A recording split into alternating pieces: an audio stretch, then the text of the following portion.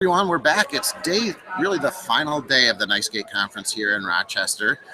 We've had, I think, a really energizing conference, a lot of great keynotes. With me now is Peri Nelson-Sukert. Hope I pronounced that right. You did? All right. And she is a staff developer for Oswego County BOCES, also known as City. All right. And you've been doing a lot of innovative Minecraft coding kinds of things. You want to talk about your latest projects you've been up to? Sure. Well, depending on our districts, depends what we've been doing in those districts. We do have a couple of schools trying Minecraft for their first times, primarily in Hannibal and at City itself. We also have a Cubelet set that's been going around the county, and we have some really excited elementary school teachers right now using them. And we've been sending it out with curriculum, so the students have been having a blast with that. We also have some Lego robotics kits out in the county. We've got various teachers wanting to learn coding to teach their students, and with Hour of Code coming up, that's phenomenal. We have one librarian who said every child who is coming in my library that week has to do 1 hour of coding, and then they can decide whether or not they want to keep going or not with the coding. So I thought that was pretty awesome. And we got just, in general, various things going on throughout the county. One of our teachers is using 3D printed microscopes. So it just depends where you are and what is going on. And we do have an immense amount of blended and flipped learning going on in our county as well. So it sounds like a lot of variety, which I haven't heard a lot of that variety going on. So it must be pretty exciting to do a lot of different things, although it probably pushes your envelope as far as keeping up to date with all those different initiatives. Absolutely. Luckily, I have a team of 4 other people who work in some of those districts as well. So it makes the load at least easier for me because it's spread out amongst all of us in my department. You did an app Smackdown, yes? I attended it. Okay. I didn't do one this year. Yeah, you're usually the app Smackdown person. Have you found any good apps lately that you're really into? I saw one yesterday. I'm going to butcher what it was called. It was something to do with like a Saturday or something.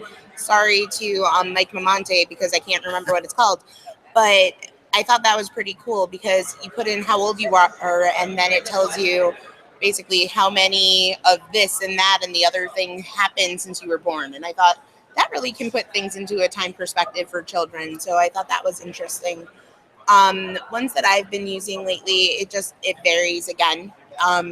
I haven't seen a lot of things coming out for education like in the past, which is kind of sad, but I think it also gives room for a nice explosion to come, I think. And the Ocarina app that David Polk showed yesterday, I have to admit, I bought it.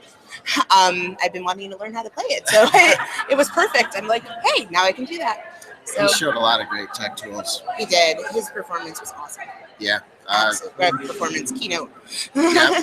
So we're talking about David Pogue from Yahoo Tech, who did one of the keynotes yesterday and shared a lot of really cool Edtech resources, or just tech resources in general. The health one could go personal. So tell me, did you present it all this year? I did not present it all. Free range person.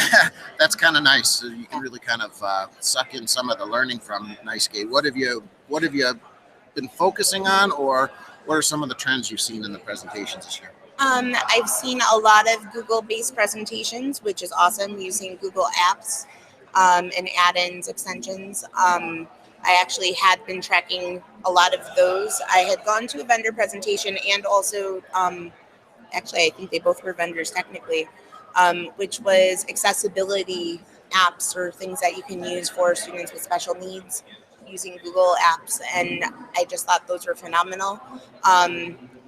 I guess I can do a small advertisement for one of them, which was for text help.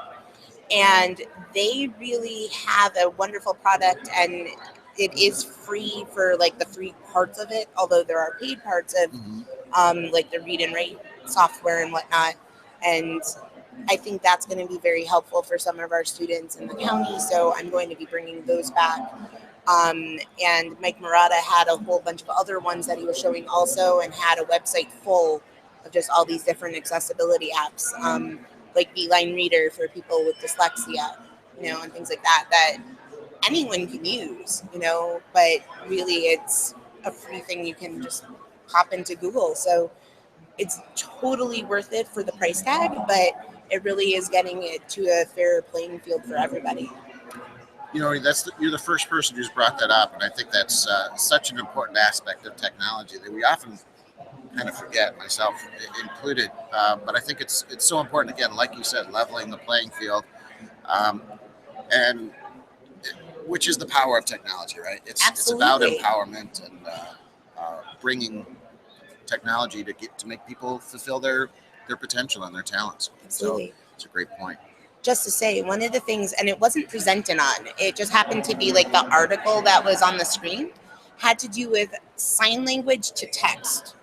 And I was like, holy moly, that is like amazing. And being here in Rochester with NTID at RIT, National Technical Institute for the Deaf, I mean, it's just phenomenal what advances have happened in technology. For this to come out in the spring is just phenomenal. And again, it equals a playing field that before really hasn't been there. So I'm looking forward to that. Good. All right, it's time for the Speed Geek questions. You get 3 of them, so go ahead and pick up the Decide Now app and swipe and give it a spin. All right. And it looks like your first computer. My first computer was an Atari 800. Not a common one, I don't think, but that along with the 300 baud coupler modem and everything, and tape cassette loading. For us geeks, those are meaningful, right? Our Exactly. first computer. All right, number 2.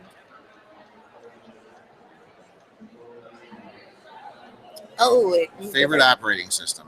I'm going to have to say Windows 7. I actually have gotten to like that a lot. Sorry, Windows 8, and haven't tried 10 yet. So 10 is good. 10 is good. I'm enjoying it. And last one. Gryffindor or Slytherin? Well, either one I could have answered. Gryffindor all the way. I'm not a fan of snakes, sorry to say. Me either. All right, Peri, thank you so much for stopping by. And I'm here in the social media kiosk. Stop by and talk to me. And Peri's here too. Bye.